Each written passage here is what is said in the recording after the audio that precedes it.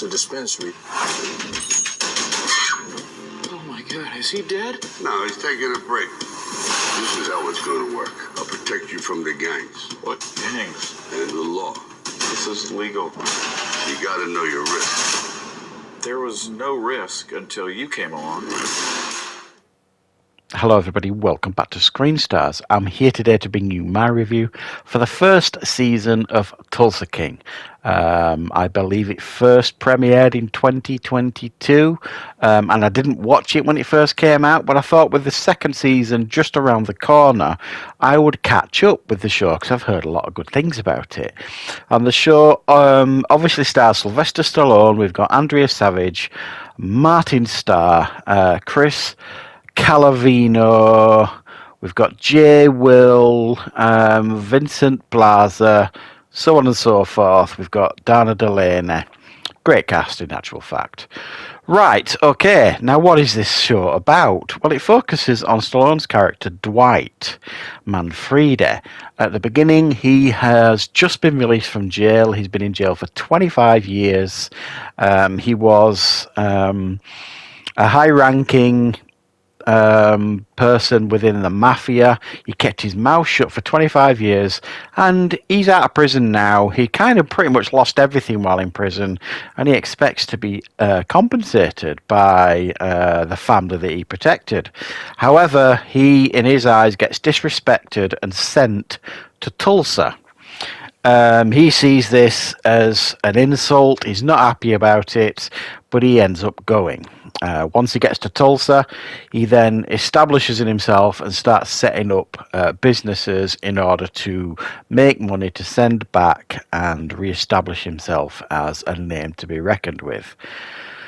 Right, what are my thoughts on Tulsa King? Well, as I mentioned, I didn't watch this when it first came out, even though I it was getting good reviews and quite a few people that I know watched and enjoyed it. And I suppose there are some reasons for that. I mean, the first reason is I kind of struggle anyway with TV shows to commit the time to them for all the content that I do anyway for the channel. And another one is I'm not a big fan of like gangster movies or, things like that. It's I'll watch them occasionally, but it's not a genre that, I'm particularly attracted to. So for that reason, I kind of was, not in a huge rush to watch it.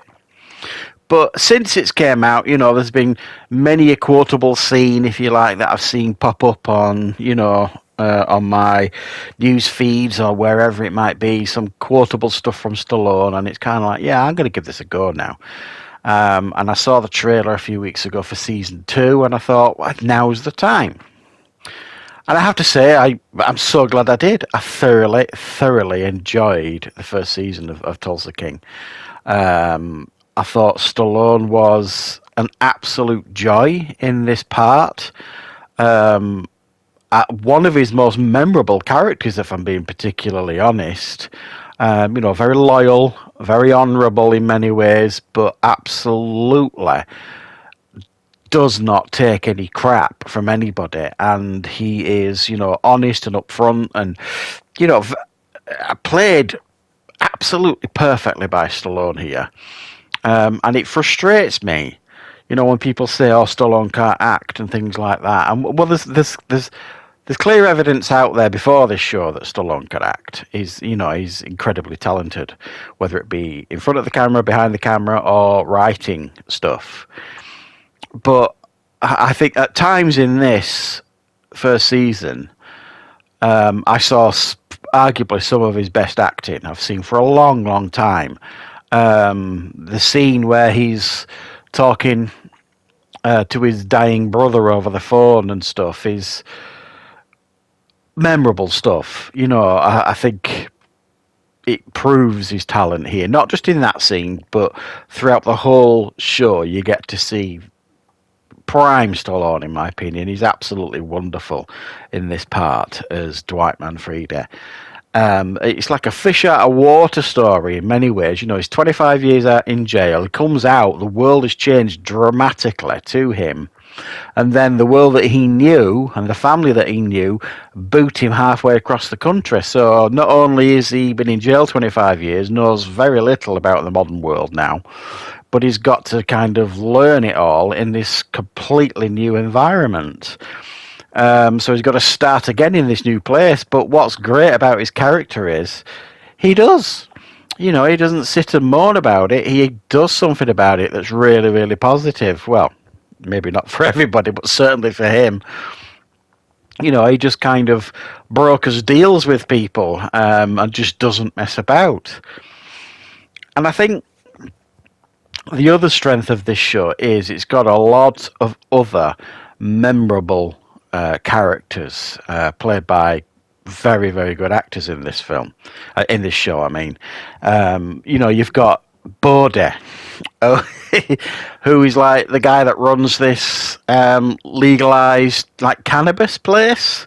He ends up becoming business partners with Stallone, and some of the stuff he comes out with is very, very funny, very memorable. We've got we've got Jay Willett plays Tyson, who's like Stallone's driver. You kind of see the evolution of his character, and by the end of the 9 episodes, and that's another thing that I really like about it, the show's not overly long. I love this new modern trend, where you kind of get, generally speaking, about 9-10 episodes out of these shows these days. It's so easily digestible like that, and it's much, much better in my opinion. The days where they'll churn out 22, 23, 24 episodes a season are long gone, I think, for the majority of shows. And I enjoyed going on this journey with Dwight in Tulsa and seeing him kind of land on his feet and see how the story develops over the 9 episodes, how things escalate, the friction with the mafia family back in New York that just continues to kind of grow, him trying to build a relationship with his daughter who he's not spoken to for 18 years and how hurtful that is for him, the complex relationship he has with Stacey Beale, who is like, is she FBI? I don't know. She's DEA or FBI. She's basically something like that.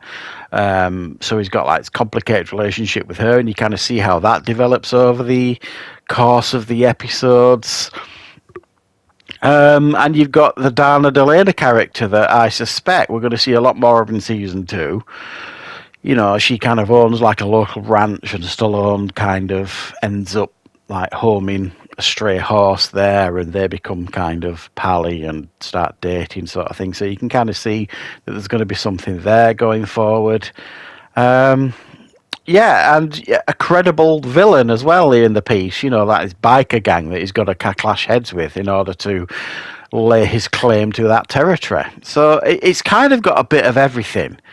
But centrally, it's brilliantly written, at times memorably funny, with memorable characters and an incredible central performance by Stallone. So, really, really good. If you've not checked out Tulsa King yet, I strongly suggest you do. It's a very, very good show, and I am very much looking forward to checking out season 2. So thanks for joining me for this review, guys. I will of course be back with plenty more reviews and content on the channel very, very soon.